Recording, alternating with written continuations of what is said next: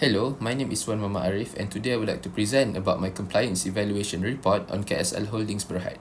Today I will assess whether KSL complies with the regulatory standards set by the Securities Commission, SC, Bank Negara Malaysia, BNM, and Bursa Malaysia Securities Berhad. This investigation aims to identify any areas of non-compliance and suggest improvements for the company. So moving on to the first slide is the introduction. Here I'll share a bit about the background of the company. KSL Holdings Berhad is a prominent Malaysia property developer with a diverse portfolio that spans residential and commercial properties.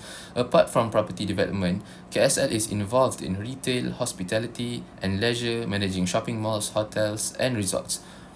Meanwhile, for the purpose of the investigation, this analysis aims to assess KSL's adherence to regulatory standards, specifically evaluating its compliance with guidelines and requirements set by the SC, Securities Commission, Bank Negara Malaysia, BNM, and Bursa Malaysia Securities Berhad. Moving on to the next one is the compliance evaluation.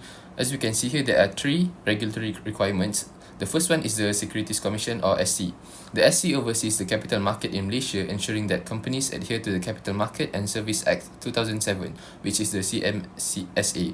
This includes regulations on corporate governance, financial reporting, and disclosure requirements. For the second regulatory requirement is the Bank Negara Malaysia or BNM. BNM regulates financial institutions in Malaysia, focusing on monetary and financial stability, while KSL is a property developer. Any financial services it offers must comply with BNM's regulations. And for the last regulatory requirements is by Bursa Malaysia Securities Berhad. As a listed company, KSL must comply with Bursa Malaysia's main market listing requirements, which cover corporate governance, financial reporting, and disclosure obligations. So, upon reviewing KSL's annual report and corporate governance disclosures, I found that the company generally adheres to the regulatory standards set by the SC and BMSB, which is the Bursa Malaysia Securities Berhad.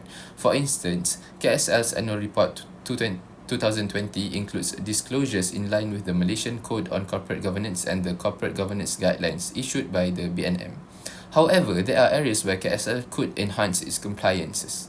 So, moving on to the next slide is the identified violations. For the first one is the compliance breaches. There's an inadequate disclosure. KSL's annual report lacked comprehensive information on related party transactions, which is essential for transparency and to prevent conflicts of interest. The second one is the risk management practices. The company does not provide detailed disclosures on its risk management framework, which is crucial for stakeholders to assess how the company is managing potential risk. Here are some of the recommendations for KSLs. As corrective actions, it could enhance its financial reporting. KSL should provide more detailed disclosures on related party transactions, including the nature of the relationships and the terms of the transactions. This will align with the SC's guidelines on financial reporting.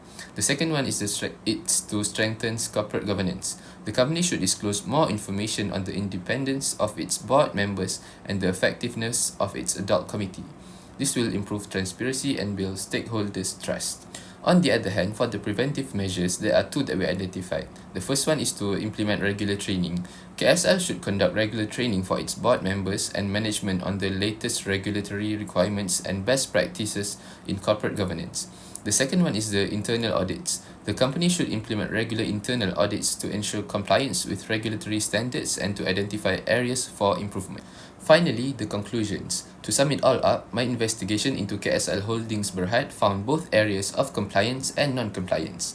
While the company meets many regulatory requirements, the identified violations indicate areas for improvement. Failure to address these issues could lead to penalties, loss of trust, or suspension of operations. By implementing the recommendations provided, KSL can enhance its compliance with SC, BNM, and BMSB regulations and build a more reliable foundation for its operation. Thank you for watching, and I hope this report has provided valuable insights into KSL compliance status.